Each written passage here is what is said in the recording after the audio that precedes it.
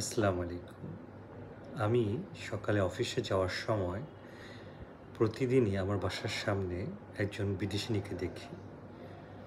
উনি একটা রিক্সা দিয়ে আসেন। এসে আমার বাসার পাশে একটা খালি জায়গা আছে, সেখানে অনেকগুলো বিড়াল থাকে।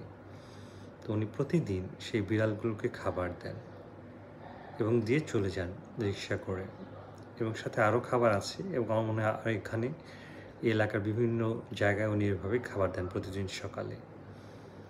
এটাই আসলে মানবতা। একটা বিদেশীদের মধ্যে কিন্তু মানবতা থাকে।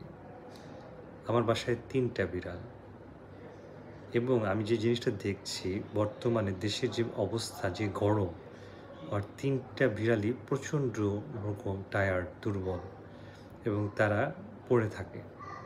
সেই বিড়ালগুলোকে আমরা যদি ঠান্ডার মধ্যে রাখি তখন তো শান্তিতে থাকে। এসিতে রাখলে শান্তিতে থাকে। কিন্তু যখনই মানে গরম থাকে, দেখা যাচ্ছে খুব কষ্টের মধ্যে থাকে। তো সেরকম আমি মাঝে, মাঝে চিন্তা করি বাইরে যারা আছে তাদের কী অবস্থা? বিশেষ করে আমাদের দেশে যারা রিক্সা চালাচ্ছে, যারা বিভিন্ন রকম খেটে খাচ্ছে, দিনমজুর, তারা কিন্তু অত্যন্ত কষ্টের একটা সময় কাটাচ্ছে।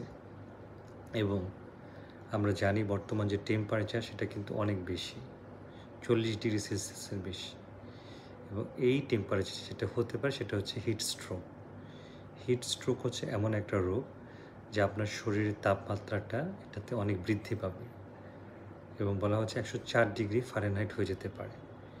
তখন কী হবে? আপনার শরীরটা শুষ্ক হয়ে যাবে এবং আপনার শরীরে অস্থির লাগবে, বমি আসতে পারে, বমি ভাব লাগতে পারে, ঘামতে পারে, বুক ঘামতে পারে, মাথা ঘামতে পারে। তো এই যে অবস্থা, অনেক সময় মানুষ কিন্তু মারা যেতে পারে।